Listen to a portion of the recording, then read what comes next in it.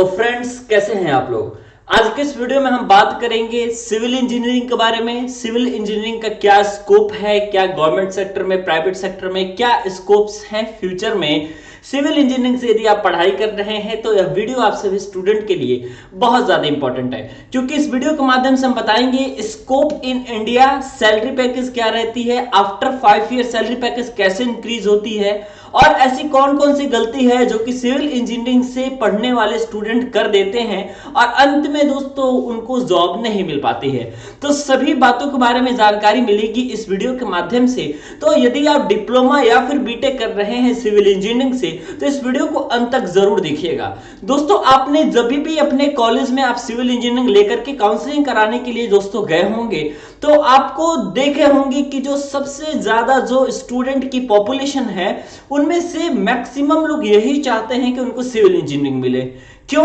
क्योंकि एक दोस्तों डिमांड टाइप की है, और ऐसा है दोस्तों कुछ कि अगर सिविल इंजीनियरिंग नहीं लिया तो मैं इंजीनियरिंग नहीं करूंगा, इस तरीके की भी बहुत सारी बातें होती हैं। और यह सिविल इंजीनियरिंग जो है वह आपका बहुत ही ज्यादा वास्ट है। और इसके अलावा मैं बात करूं यदि जॉब्स की, तो गवर्नमेंट सेक्टर में इसके सबसे ज्यादा जॉब्स आते हैं, और इसके अलावा यदि आप प्राइवेट सेक्टर की बात करेंगे तो वहां भी आपका अच्छा स्कोप हो जाएगा। यह डिपेंड करेगा कि आपके कैंपस प्लेसमेंट में कौन सी कंपनी ने विजिट किया है, तो इस बात पर निर्भर करता है। लेकिन यदि आप सिर्फ और सिर्फ गवर्नमेंट जॉब के प्रोस्पेक्टिव से देखते हैं चीजों को और एनालिसिस करते हैं और आप जाना चाहते हैं दोस्तों गवर्नमेंट सेक्टर में, तो जाहिर सी बात है सिविल इंजीनियरिंग जो है आपके लिए एक बेहतर करियर अपॉर्चुनिटी हो सकता है। यह क्यों हो सकता है? क्योंकि हम देखते हैं कि गवर्नमेंट के ऐसे मैक्सिमम डिपार्टमेंट है जहां पर सिविल इंजीनियरिंग की वैकेंसी निकलती है। सबसे ज्यादा जो बात करें तो पॉलिटेक्निक अर्थात डिप्लोमा लेवल पर जो है वैकेंसी सिविल इंजीनियरिंग की गवर्नमेंट सेक्टर में वो सबसे ज्यादा निकलती है। फिर चाहे वह फील्ड आपका हो पीडब्ल्यूडी का, फिर चाहे आपका फील्ड हो यूपी ट्रिपल एससी का, या फिर फील्ड हो आपका एसएससी जाई का, या फिर रेलवे का, जो मैक्सिमम हम वैकेंसी देखते हैं वो सिविल इंजीनियरिंग के स्टूडेंट के ही देखते हैं। और आमतौर पर हम यही देखते हैं कि जितने भी हमारे सिविल इंजीनियरिंग से पढ़े हुए हमारे जितने दोस्त हैं, या फिर आप अपने सीनियर्स को देख रहे होंगे, या फिर आप खुद वही काम करेंगे कि मैक्सिमम जो 80% पॉपुलेशन है वो टुवर्ड गवर्नमेंट जॉब शिफ्ट हो जाती है। शिफ्ट होने का मतलब ये नहीं है कि सबको गवर्नमेंट जॉब मिल जाती है, मेरे कहने का मतलब ये है कि स्टूडेंट जो है मैक्सिमम वो तैयारी के फील्ड में चले जाते हैं और अपनी गवर्नमेंट जॉब की प्रिपरेशन करने लगते हैं। Vacancy after regular interval of time आती रहती है और स्टूडेंट्स एग्जामिनेशन देकर के उसमें सेलेक्ट होते हैं। अब जाहिर सी बात है कि अगर सिविल इंजीनियरिंग लिख दिया है वैकेंसी में, इसका मतलब यह है कि सिर्फ सिविल के इंजीनियरिंग स्टूडेंट को ही लिया जाएगा, ठीक है। लेकिन दोस्तों आपको बता दें कुछ ऐसा भी तबका होता है जो कि गवर्नमेंट जॉब की तरफ जाना नहीं चाहता, वो जो है प्राइवेट सेक्टर में ही अपना करियर बनाते हैं। तो स्टूडेंट को साफ तौर पे मैं बता देना चाहता हूं कि यदि आप प्राइवेट सेक्टर में अपना करियर बेहतर बनाना चाहते हैं सिविल इंजीनियरिंग के फील्ड में, तो आप तभी बेहतर बना पाएंगे जब आपके कॉलेज में प्लेसमेंट के लिए अच्छी कंपनी आई होंगी। अब मैं आपको बता देता हूं कि कुछ जो टॉप के कॉलेजेस हैं वहां पर तो बहुत सारी कंपनियां अच्छी अच्छी कंपनियां विजिट करती हैं, लेकिन आप अपने कॉलेज का रिकॉर्ड पता करिएगा कि आपके यहां कितना प्लेसमेंट हुआ है सिविल इंजीनियरिंग का, तब जाकर के आपको हकीकत पता लग जाएगी कि प्राइवेट सेक्टर में एक्चुअली में क्या हालत है। लेकिन मैं सिर्फ और सिर्फ इतना ही नहीं बात करना चाहता, मैं बताता हूं आपको कि अगर आपकी अच्छी जॉब लग जाती है थ्रू कैंपस प्लेसमेंट तो आप अपनी करियर को बहुत आगे तक ले जा सकते हैं। लेकिन यदि आपकी जॉब प्लेसमेंट इसके जरिए नहीं लगती है, फिर जो है आप कहीं भी इंटरव्यू के लिए जाते हैं तो आपको 15-20 हजार के ऑन एन एवरेज सैलरी आप पैकेज आप सभी को मिल जाते हैं, उसमें कोई दिक्कत नहीं है।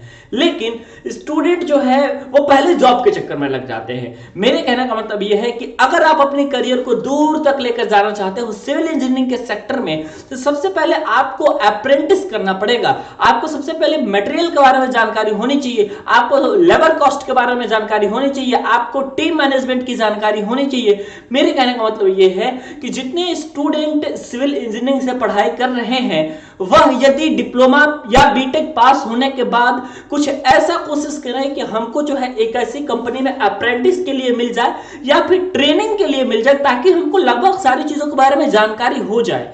और अब जब जाएंगे आप इंटरव्यू देने के लिए तो आप एज ए फ्रेशर नहीं जाएंगे, एज ए ट्रेनर जाएंगे, एज ए अप्रेंटिसशिप अगर कर लिए रहेंगे तब जाएंगे। तब आप जो क्वेश्चन का जवाब देंगे कोर्स से कहने का मतलब यह है कि जो आपके काम से रिलेटेड चीजें पूछी जाएंगी तो उसके बारे में आपकी जब जानकारी रहेगी और तब जाकर जो आपका सैलरी पैकेज बनेगा वो पिछले 1 साल से जो आपका दोस्त उस समय जब पॉलिटेक्निक या बीटेक करके जॉब कर रहा होगा उसकी सैलरी से आपकी सैलरी कहीं ज्यादा हो जाएगी, वो तुरंत आपकी सैलरी ज्यादा हो जाएगी यदि आपके पास नॉलेज रहेगा, यदि आपके पास अप्रेंटिसशिप का सर्टिफिकेट रहेगा तो ठीक है।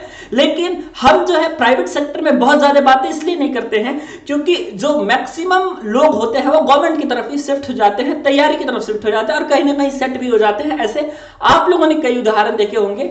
लेकिन दोस्तों मैं आपको बताता हूं कि सबसे ज्यादा बेरोजगारी यदि कही जाए तो सबसे ज्यादा सिविल में ही है। क्यों है? क्योंकि एक तो ट्रेड अच्छा होने के कारण लार्ज पॉपुलेशन उधर शिफ्टिंग है ट्रेड में, कहीं भी ऐसी सीट नहीं होगी, मैक्सिमम हमें तो आज तक दिखी नहीं है आज तक, लेकिन अगर आपको ऐसी चीजें दिखी होंगी तो बताइएगा कि ऐसा कोई कॉलेज है जहां पर सिविल की सीट खाली रह गई है। ऐसा होता ही नहीं है। काउंसलिंग कराने जाइएगा तो 2nd या 3rd राउंड में ही भर जाती है पूरी सीटें। तो आपको सारी रियलिटी के बारे में पता है।